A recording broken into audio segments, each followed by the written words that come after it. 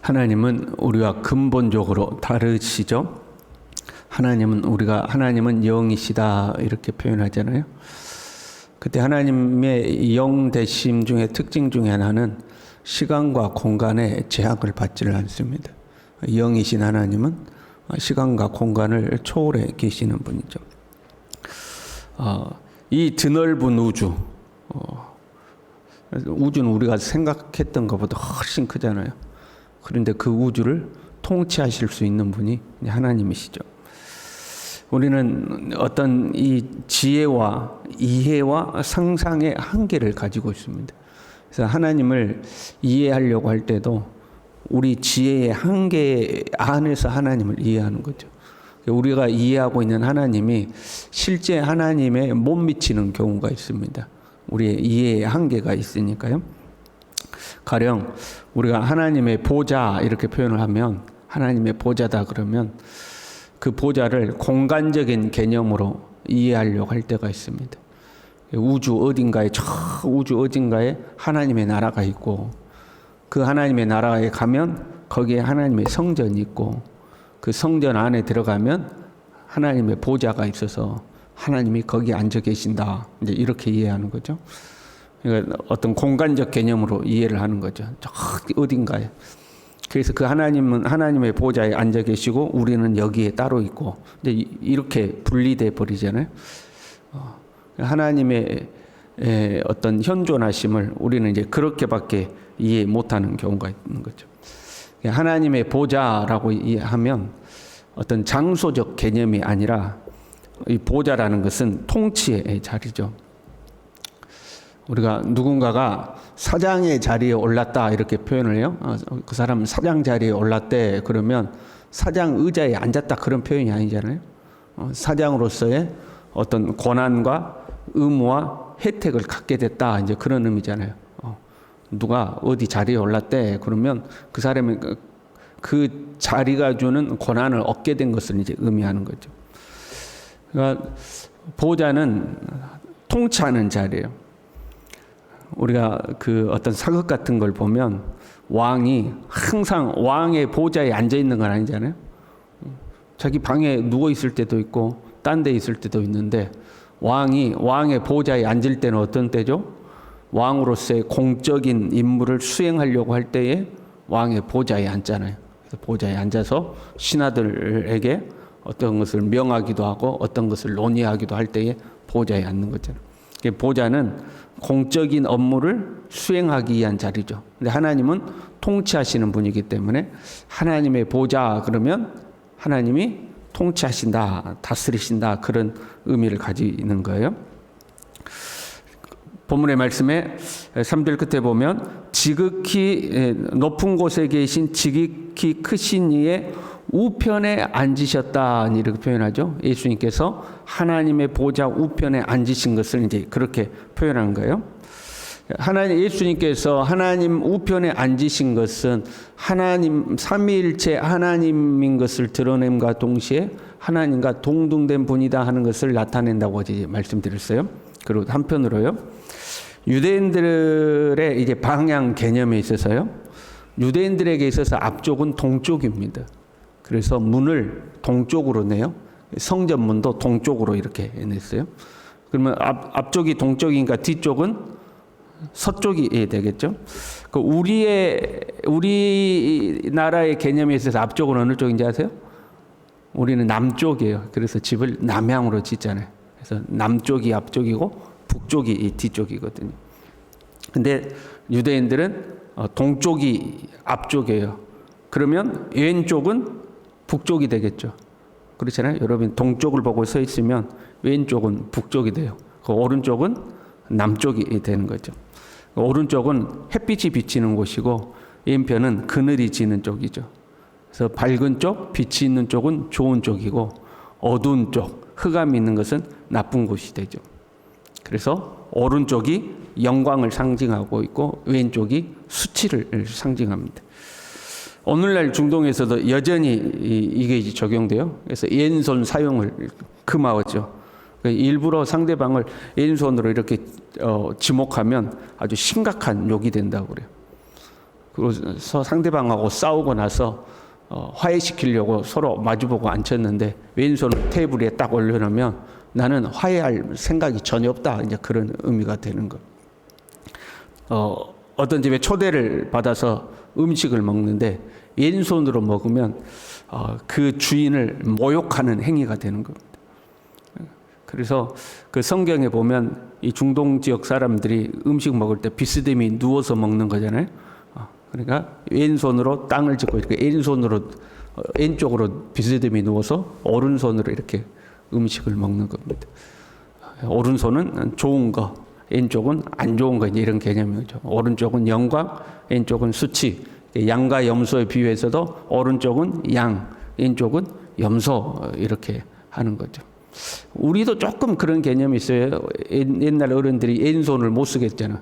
왼손잡이들이 어릴 때부터 왼손 쓰려고 하면 복다란하게 왼손 쓴다고 오른손 쓰라고 이제 이렇게 했잖아. 오른손이 영광을 상징해요.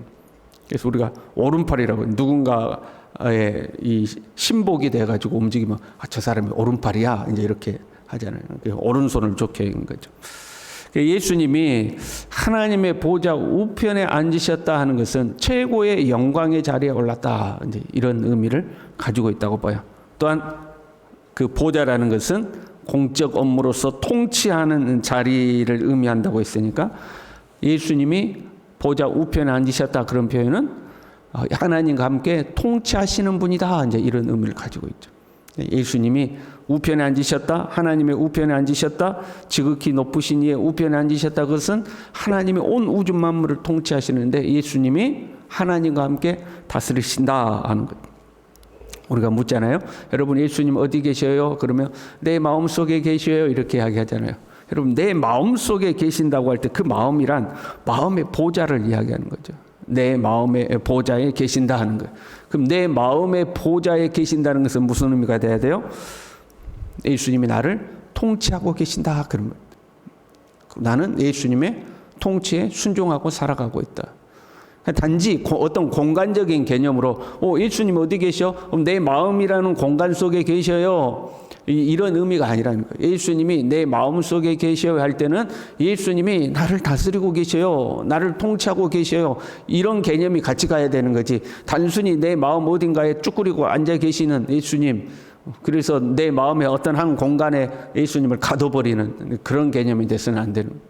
예수님이 내 마음속에 계신다. 내가 너희 안에, 너희가 내 안에 거한다라고 할 때는 주님이 나를 통치하고 다스리고 계신다라는 의미가 되는 거죠. 그러면 그 예수님이 온 우주 만물을 다스리시고 나도 다스리시는데 어떻게 통치하시는가?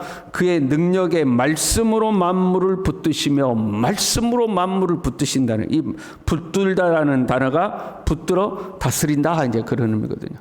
우리도 그런 표현 써요. 이 분야는 내가 꽉 붙잡고 있어 이렇게 내가 꽉 붙잡고 있어 하잖아요. 그 분야는 내가 탑이어서 내가 이리저리 할 수 있다는 거죠. 걱정하지 마. 내가 꽉 잡고 있어. 이제 이렇게 표현하잖아요. 그럼 붙잡는다는 말이에요. 예수님은 창조주요, 상속자요, 보좌 우편에 앉으신 분으로서 온 우주 만물의 소유권을 가지고 있고 통치권을 가지고 계시는 분이죠. 근데 그걸 가지고 계시는 데 멈춘 것이 아니라 실제로 그 통치권을 사용하고 계시는, 실제로 통치하고 계신다 그런 말이에요. 근데 뭘로 통치하시냐? 그의 능력의 말씀으로 통치하신다 하는 거죠. 간혹 우리는요, 하나님이 숨어 계시는 것처럼 생각할 때가 있습니다. 그렇잖아요. 내가 그토록 하나님 앞에 기도하고 간구했는데 아니 뭐 응답도 없고 그냥 맹맹 콧구멍이고 뭐 하나님 일하시는 것 같지도 않고 그러면 하나님 도대체 어디 계시냐고 이제 우리 이렇게 하잖아요. 저도 간혹 목회자로서 그런 생각이 들 때가 있어요. 하나님 저 사람 좀 하나님이 탁 축복해 주시고 저 사람 좀 탁 고쳐 주시고 하나님 저 사람 앞길을 탁 열어 주시고 그러면 얼마나 좋아. 하나님 말 안 듣는 사람 하나님 조금 손 좀 봐주시고 하나님 좀 벌도 주시고 그래서 하나님 살아 계신 거 탁탁 나타나면 여러분 얼마나 좋아요. 그런데 하나님 그렇게 안 하실 때가 있거든요. 그래서 어떤 사람은 너무 안타까운 사람이 있고 어떤 사람은 너무 괘씸한 사람이 있고 좀 하나님 알아서 탁탁 좀 정리 좀 해주시면 좋겠는데 그리 안 될 때가 있다 이 말이죠. 그러면 하나님 도대체 뭐하고 일도 안 하고 계시나 이제 우리가 이런 생각 할 때가 있잖아요. 그런데 우리의 눈으로 보이지 않고 우리의 생각대로 이해가 안 될 때가 있지만 분명한 것은 하나님은 온 우주 만물을 지금 통치하고 운행하고 계신다는 거예요. 그 우주 만물이 통치되고 운행되는 것이 무엇으로요? 말씀으로 하나님은 이 세상을 운행하고 계시는 것. 우리가 못 보고 못 느끼는 것뿐이죠. 그리고 이 말씀에는 두 가지가 있죠. 우리가 잘 아는 것처럼 로고스라는 말씀이 있고 레마라는 말씀이 있죠. 로고스라는 것은 진리, 이론적 측면의 말씀에 가깝고, 레마는 살아 움직이는 말씀, 입에서 나간 명령, 이제 이런 것에 가까운 거예요. 쉽게 표현을 하면 우리가 예배당에 들어왔더니 딱 붙어 있어요. 실내에서는 정숙하고 딱 붙어 있어요. 그것이 로고스에 해당되는 거예요. 그런데 누군가가 안 지키고 떠들고 있단 말이에요. 그랬더니 교회학교 선생님이 와가지고 조용해 라고 말하면 그게 레마가 되는 거예요. 정숙하고 붙어 있으면 로고스. 누군가 가서 야 조용해 그러면 이제 레마가 되는 거죠. 우리가 하나님은 말씀이시다 이렇게 하잖아요. 태초에 말씀이 계시니라, 이 말씀이 곧 하나님이시다 할 때 사실 이 개념이 굉장히 어려운 개념 중에 하나예요. 하나님은 말씀으로서 존재한다는 거. 온 우주 만물의 하나님은 말씀으로서 존재해요. 사실 좀 어려운 개념이죠. 그런데 이 말씀이 구체적으로 빛이 있으라 하고 명령될 때에 그 명령대로 탁 이행이 되는 거잖아요. 말씀으로서 존재하는 것은 로고스죠. 근데 그 말씀이 구체적으로 빛이 있으라라고 명령으로 실행될 때 그걸 레마라고 하는 거. 우리가 어떤 법규를 정하고 법을 선포했어요. 그래서 우리가 구체적으로 우리의 삶에 누군가가 지시하고 간섭하지 않아도 우리는 그 법을 지킬 것을, 자발적으로 지킬 것을 기대하죠. 그것이 이제 로고스에 해당되는 거예요. 그런데 법 집행자가 실제로 와서 명령하고 법대로 집행하면 그것이 이제 레마에 해당되는 거예요. 좀 이해가 되십니까? 로고스와 레마가 그런 개념인 거죠.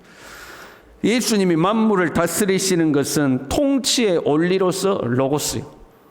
이 우주 만물은 예수 그리스도의 말씀의 원리로서 움직이는 거예요. 그게 로고스죠. 그런데 예수님이 실제 통치하는 행위로서 각 개인에게 구체적으로 말씀하시면 그게 레마가 되는 거죠. 이 우주는 로고스 말씀의 원리로서 운행되고 레마의 말씀에 의해서 예수 그리스도의 역사가 이제 나타나는 겁니다. 우리는요, 이 하나님의 말씀을 우리의 삶의 원리로서 지키고 살아야 되는 거죠. 그냥 하나의 원리로서의 말씀인 거예요. 그냥 우리는 이 말씀대로 사는 것이 순리요. 말씀대로 살아야 돼요. 그리고 때때로 성령의 감동을 통해서 주님의 말씀이 우리에게 찾아왔을 때에 우리는 그 말씀에 순종하는 거죠. 그게 이제 레마가 되는 거죠. 이것이 예수님의 통치에, 예수님이 우리를 통치하는 거고 우리는 그 예수님의 통치에 순종하는 거고, 그것이 곧 주님이 내 안에 계시는 거예요. 어떤 내게 어떤 감동이라든가 어떤 특별한 신비적 현상이 없어도 우리가 알고 있는 그 말씀대로 살아가는 것, 내 삶을 하나님의 말씀대로 순리대로 살아가는 것, 그게 로고스의 말씀대로 살아가는 거예요. 그러나 하나님의 말씀을 읽는 중에, 우리가 예배를 드리는 중에, 기도하는 중에 성령의 감동이 어떤 문제들에 대해서 내게 찾아왔을 때 우리는 그것에 또한 순종하고 사는 거죠. 그게 레마의 말씀에 순종하는 거예요.